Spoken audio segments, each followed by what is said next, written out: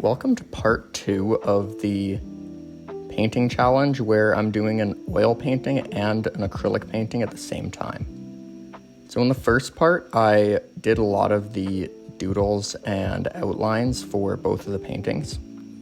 I did it with mainly Sharpie for the acrylic, so the edges of the individual doodles are a lot more clean. And for the oil one, I just did all the details with paint on a little brush, and I wanted to make sure I didn't have too much paint because when I add colors, especially the bright ones, I didn't want it to blend too much. So the oil painting is on the left and the acrylic is on the right. It's a little bit tough sometimes to hop back and forth. Sometimes I get really into one of them and I realize that the whole point of the challenge is to kind of go back and forth often. So that's something I've been being more just kind of thinking about as I'm doing it. So especially with the acrylic, I'll usually kind of do one color, put it in some sections, or do some doodles or then switch. And yeah, the orange looks really nice with the acrylic. I find I have to go and do a few layers of it to make sure it goes through as thick as I want. That's the one thing I like about oil is I usually just have to only do one. So I'm going in and doing some of this kind of brown color in some of the areas. I don't want it to all be bright or all be dark, so I'm being mindful of that at the beginning.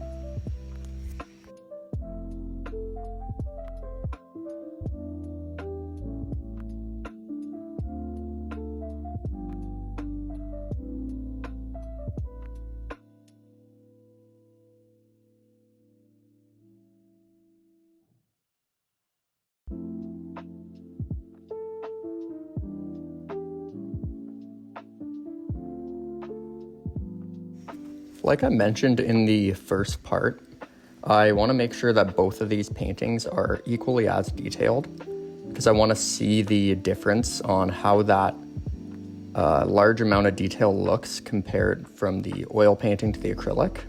So I'm making sure that I'm doing about kind of half of the background colors, and then I'll do another kind of layer of details.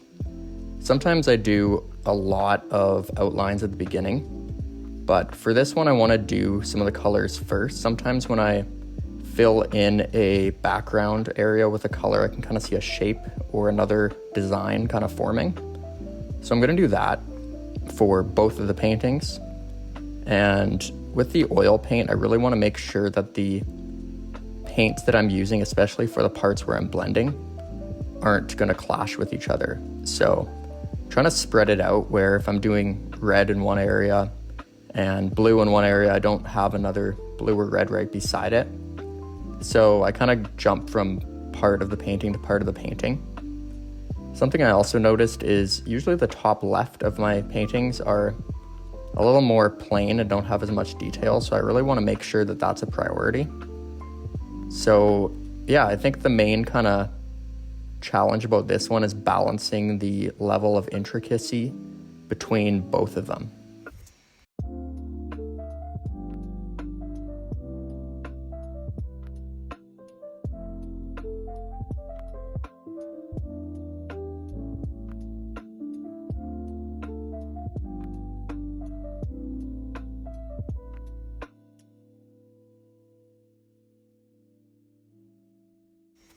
I also want to make sure that the color scheme is similar but also different.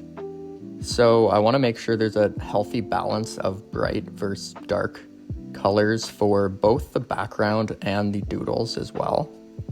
I have this little kind of blended blue color for the oil paint, and I like this one. It's a lot different than the dark blue, so I can use it closer to the other blue colors without it clashing.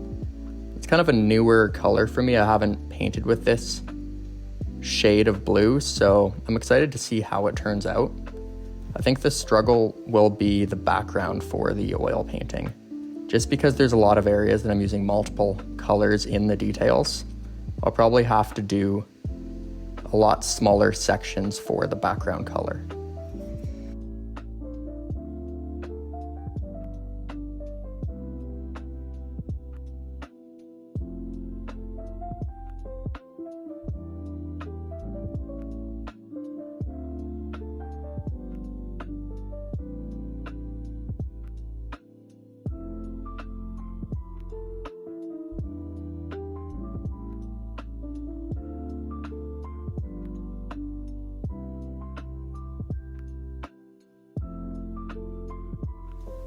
In my recent paintings, I've been really trying to branch out on the colors that I'm using. I found that for a while, especially a few years ago when I was painting and kind of hit a rut and kind of hit a creative block, I was using the same colors and I didn't really blend them. So to give my paintings all a unique feel and look, I've been trying to do a lot more blending. Like I mentioned, I like having a few different shades of different colors. And I usually try and blend a bunch of different colors together. Sometimes instead of just doing a light blue, like in the oil painting, I wanted to really kind of almost have it like a gray kind of blue. So just kind of makes my paintings look different from one another.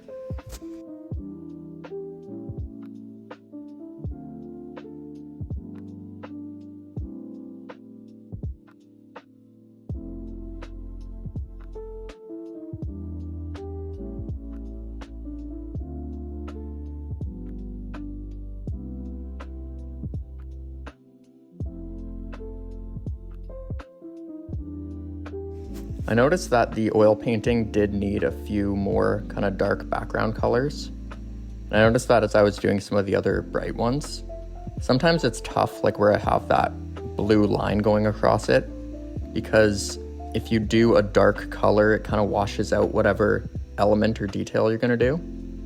So what I'll probably end up doing if I'm going to stack the dark colors beside each other is do some outlining in white and see how that looks. And I'll probably do, if I have some light backgrounds as well, I'll kind of reverse it. So usually if I have a dark background, I'll do white or yellow or pink textures in it. But I'll probably do the opposite and do some black or purple, maybe green or dark blues in that, just to give it a different feel. So it'll be interesting to see how it turns out. I'm almost flipping how I do the background colors, so we'll see. Sometimes I think it's going to be super bright and a lot of bright colors, but then I look at it and even just a change of a few different spots makes a huge difference. So you don't really know until most of the painting is covered. I thought I would need some more red on the oil painting, and I like how it looks, so just adding that there. I'm going to have to add something in the orange just because the kind of red and pinks that I'm going to be using as well later on might kind of clash with it. So yeah, we'll see how it looks and see how much extra detail I need to do. And for the acrylic one, I'll probably go ahead and try to fill in most of these areas. There will be some parts where I'll section off just because I'm kind of in a situation where I can't just commit to all one color because either the top or the bottom has that same one. So sometimes by sectioning off that area, I can also kind of make a cool different doodle out of it.